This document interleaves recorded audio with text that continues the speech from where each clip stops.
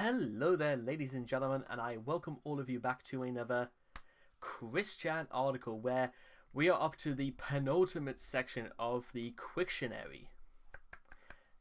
Entirely, not just the comic section, as we begin with looking at the sub-episodes.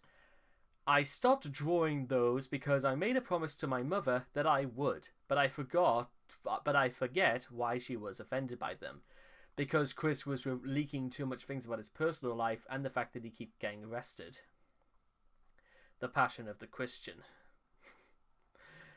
Yeah. Sub-episodes are side stories in the Sonichu comics.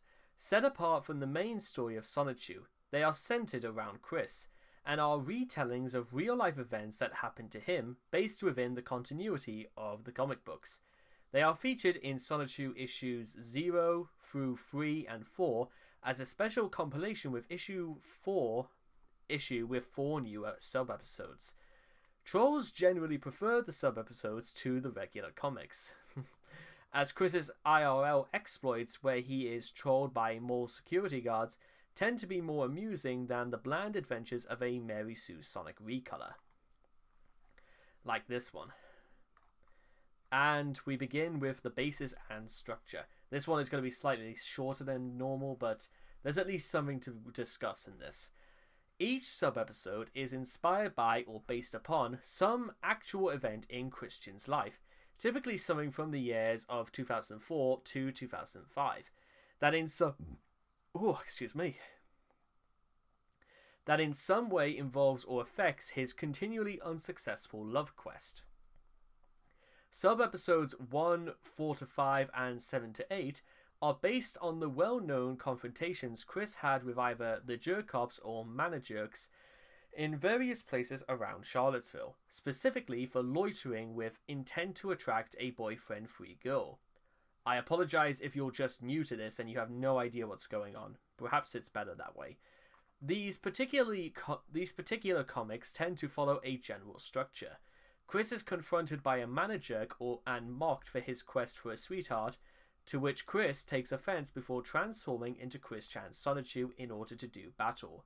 He is ultimately defeated, however, necessitating the arrival of one of his characters to save him, after his foes are vanquished so that they cannot make him leave.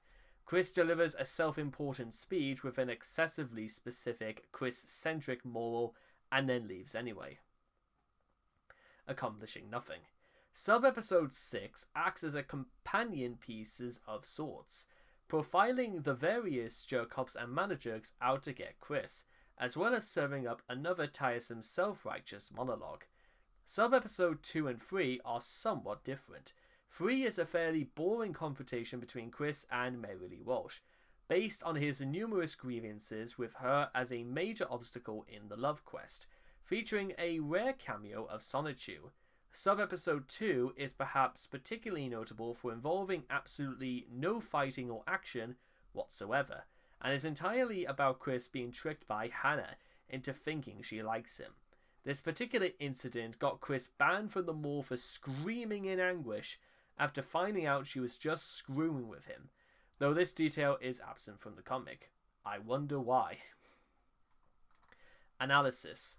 The sub-episodes, being as they are interesting on a few levels. For one, they are his way of seeking external validation.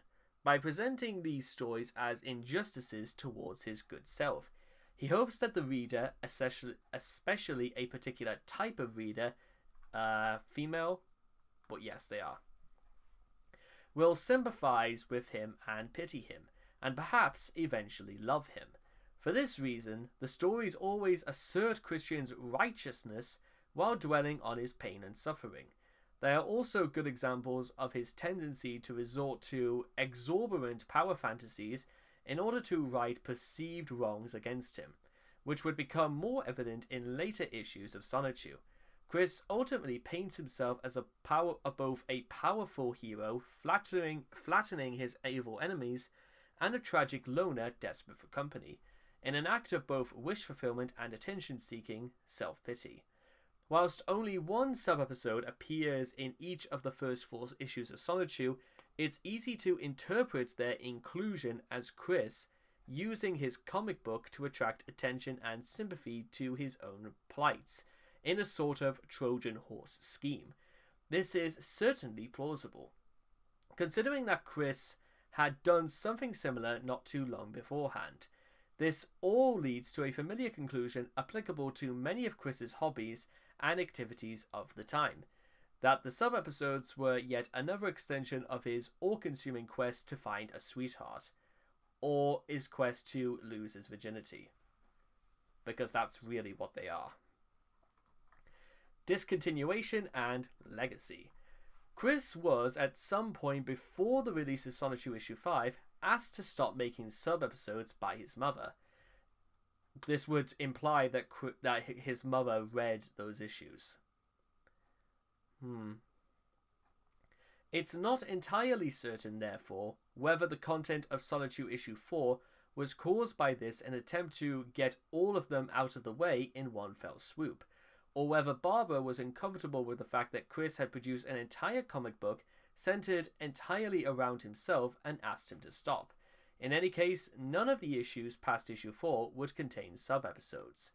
Chris's tendency to integrate aspects of his life into his comic strips would continue to affect the overall story of Sonichu, with issue 5 straight away involving the marriage of Sarah Hammer, and the particularly well-timed introduction of newfound best friend and potential sweetheart Megan Schroeder. This would come to a head in Sonichu issue 10, which is best described as a rampant ego trip set against a background of Chris's war with Asphodesia, colliding head-on with the already warped continuity of Sonichu. The Sonichu special comics are also worth noting, though they involve real people in Chris's life within fictionalized events. So, if you are going to take a look at those, I strongly suggest you look at them with some secondary sources, because not everything Chris says in those sub-episodes are entirely as he sees them, because they are most likely involve things that, he doesn't want to mention, like him screaming out, getting banned from the mall, that sort of thing. And with all that being said and done, ladies and gentlemen, I'll have a lot more time to go into the sub-episodes in their entirety when I come to reviewing the comics myself, but that is going to do it for the sub-episodes category of the Quickie, which means, ladies and gentlemen, we only have one section left. We have done the entire Quictionary from front to back. So, we're going to find out what exactly a sweet bolt is, and I will see all of you guys again in that final video. Take care. Bye-bye for now.